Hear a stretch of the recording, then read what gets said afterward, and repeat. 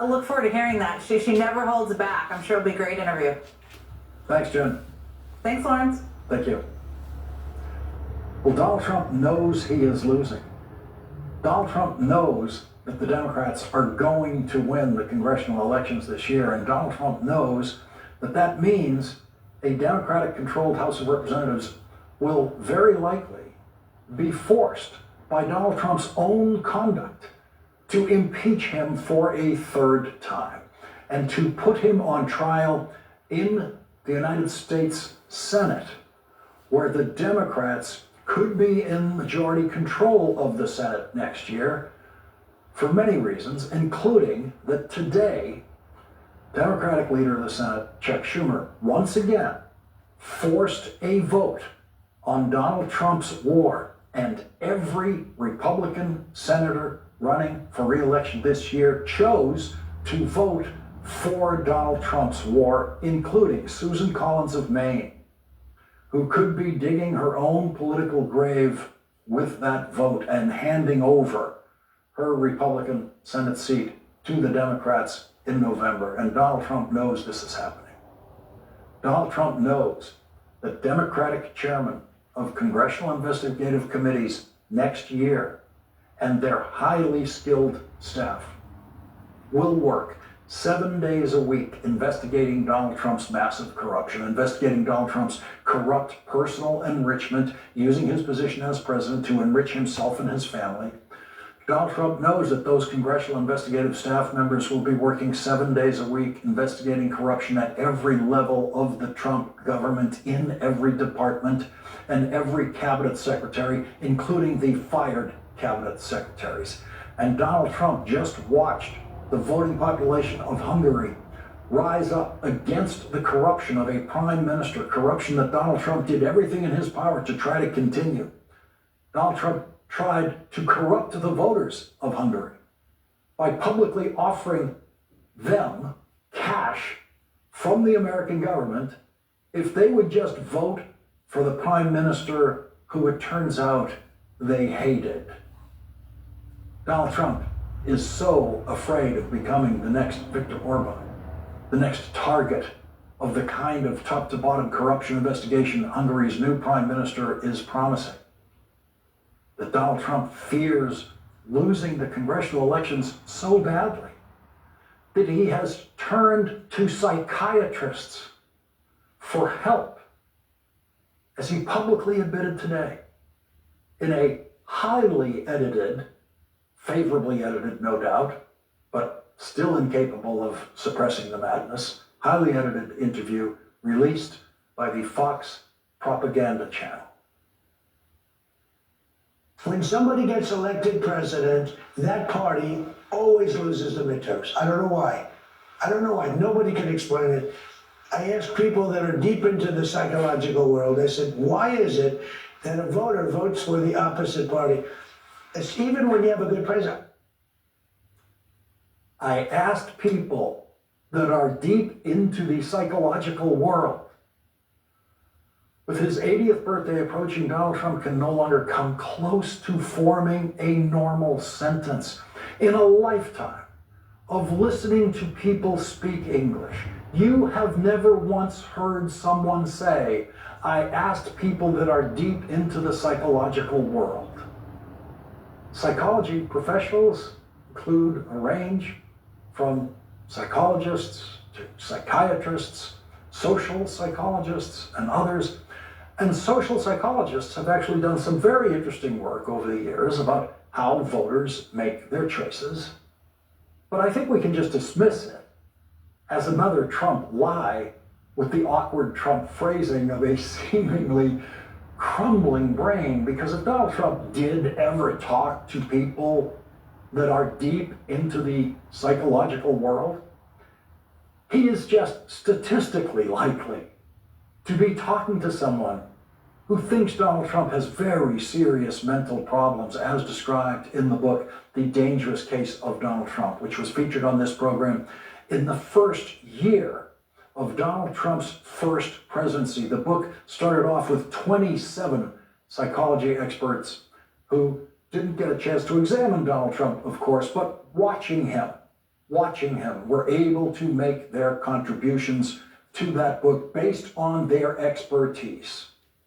And in later editions, it went up to 37 psychology professionals analyzing Donald Trump. And in his very first appearance on this program in the second month of Donald Trump's presidency 10 years ago, former Harvard Medical School professor Dr. Lance Dotis said this. Lying in the way that he does it, repeated, dangerous lying, makes him unfit and is a sign of serious mental disturbance.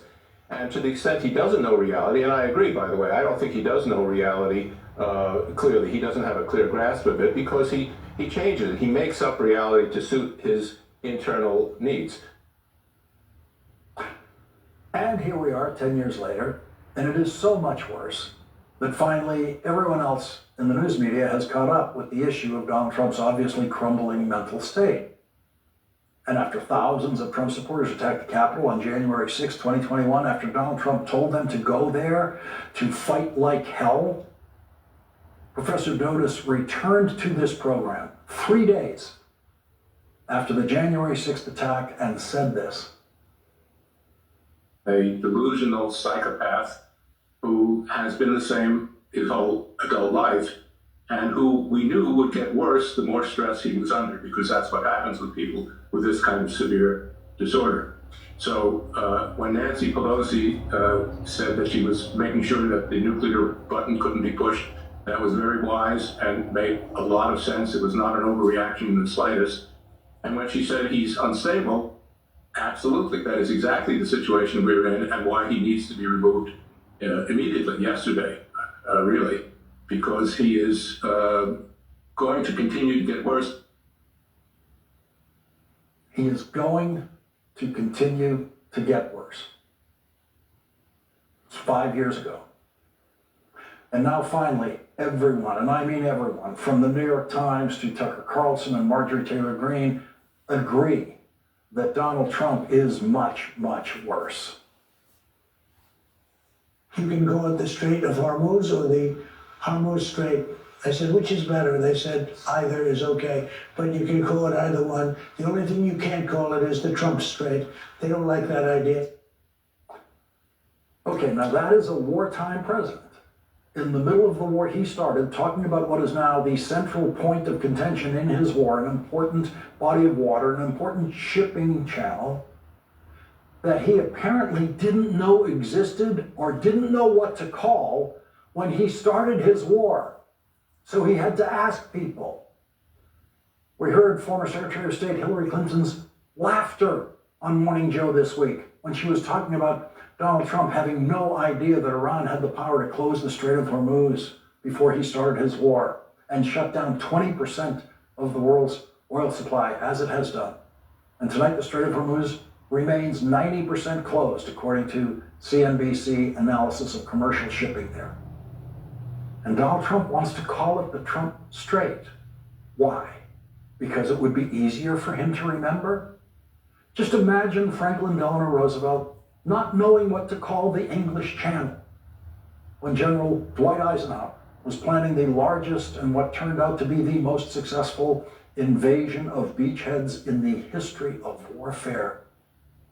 The D-Day invasion in World War II, the turning point of that war. After that invasion was so successful, imagine President Roosevelt saying he wanted to call the English Channel the Roosevelt Channel. There would have been no smiles anywhere in the world. There would have been no defense, even as some kind of perverse, deeply sick joke. And if he said that, President Roosevelt would not have had a chance in his 1944 re-election campaign, which was quietly underway before and after the D-Day invasion.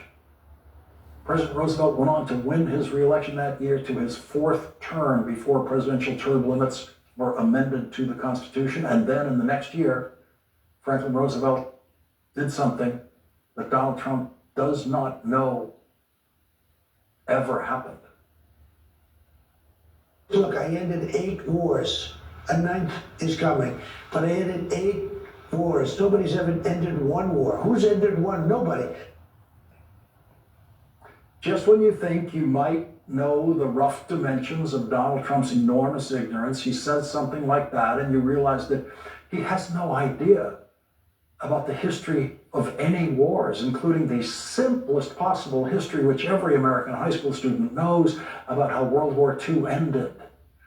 Nobody has ever ended one war. Those are his exact words. Who's ended one? Nobody. That's what he said. If any other president had ever said that, it would be the stupidest thing that president had ever said. But the media has been beaten into a full acceptance of how relentlessly stupid and massively ignorant Donald Trump is. And so Donald Trump doesn't know that President Roosevelt successfully won World War II, effectively brought it to an end, but died in office in the final days of the war in Germany.